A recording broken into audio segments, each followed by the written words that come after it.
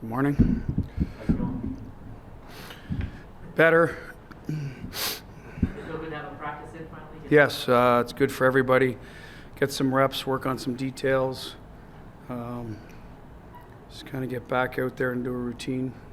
There's not too many teams that hardly don't practice at all for these longest stretches. It's a good way to iron out some details and work on a few things. So it's good to get back out there as a group. Good to get Mark out there. Well, for him, it's probably just as important to get around his teammates again, get going, see some live action. So good, yeah. Hopefully he got through it okay. Seemed to. We'll find out tomorrow.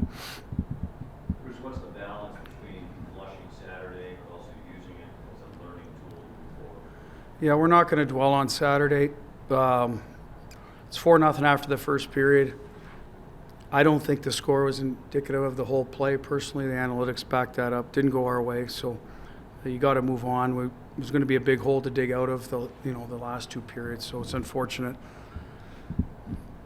But I think we're going to look at the whole month of November as a group more and got our road game back in order, so to speak. We didn't get very many wins early on, and we were able to do that in November on a road-heavy schedule. Fortunately, the home record went the other way, but I think we knew it would balance itself out on both sides a little bit. So here we are in December. We'll start focus on the next month. What's kind of your overall sense of the defense through the month? Like the Just team defense. Are you defending at a level good enough to where you want it to be? no, nope. We got to get better there. Michael's ability to gain the offensive zone has been a big key for power play and even in 5-on-5. Is there anything he does going through the neutral zone that stands out to you? Maybe just obvious he's fast, but is there anything that he does particularly well to be able to do that? Well, I think he's strong on the puck. That's it. Like you rarely see him on his. When he ends up down, it's usually his edges give out. So that's the difference. He doesn't have busy hands, I think, either. He's quick hands, but he stick handles when he needs to, and he's got the puck out in front of him, so he's pass ready. And just strong on his skates. I think that allows him to move a lot. If you're not stick handling all the time, you can move laterally and move the puck quick. So powerful stride. So probably deceptive speed if you're a defender. But no, I think he's just a really strong guy on the puck. Is he potentially an option for the next 2 games? He's back with us in red. I would rule him out tomorrow. After that, I don't know what he'll be because he needs to be in a full color before. So if that happens tomorrow, but right now we're planning on not having him. But if we do, that would be awesome. Talk about how the Four Nations condenses everything for at least the first half of the season. Rosters coming out Wednesday, and there's still a chance a lot of your guys will be there in February along with you. How are you balancing the aspect of the rest versus the schedule and how to kind of battle with that? Well, that's a ways away, and once we know who's in and who's out, I think it becomes a little more individual too. I think we weren't even thinking of that in November. Like we rested a lot of days only because we were playing with call-ups, and so we're stressing some of our top guys a little more in terms of minutes. Just so many days on the road, so we were getting rest there. Now December's a different animal. We got a little after this week. There's a little bit of time to do what you want. You can practice and tidy things up or rest, right? So that's a nice luxury to have. Ours happens to come in December because of November. So I haven't charted it out that long. We'll see who's on the team, where we're at a little later on, and go from there. So it's hard to think of that. I mean, it's Vegas Golden Knights first. We have to do whatever's best for our team here and sort of worry about that as it comes. How do you make those decisions, the rest, practice?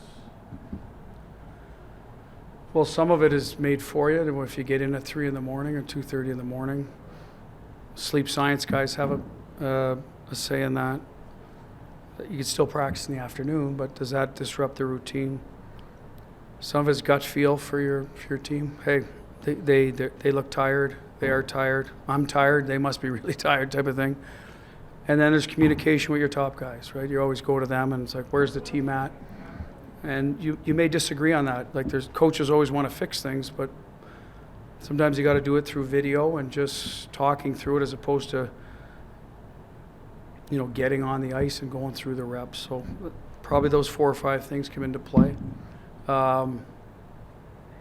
Sometimes it's factors in, are you winning, right? If you're winning and it's working, then sometimes you got to sort of roll with it. If you're losing, you need to get out there and fix it, even though you're fatigued. And that's a tough balance because you want to fix it, but you don't want to take away energy from your next game because there is always a next game right around the corner. So I think that's the toughest challenge for a coach. If you're winning, it's easy to give them rest. If you're losing and you need to fix stuff, that's a tough one. How did you feel Olsen? Good energy. I thought he made some plays. Probably a little rusty with in tight with it, getting his shot off, but I expected that. I wasn't going to judge him on. Let's look at him this week now. They get some game reps consecutively and see where he's at. Lack of practice time, Bruce, is the team defense hard suffered the most, and that's the way to put it. Where do you see it? Trying to get where you want it. Well, it's tough to practice, competitive drills when you're only doing morning skates. It's a lot of touches. You can work on your rushes. Power play gets their touches. So it is the other side of the puck and stick detail, all that stuff takes time. You got to go through it. Your one-on-ones, you have to practice to get back into the, play through hands. And you don't want to be doing that in the morning of a game when you're playing every second day because it can take away from energy. So yes, it does suffer. Stopping and starting, sometimes you do a few drills in practice. So that's something you'd have a hard time correcting without practice time, yes.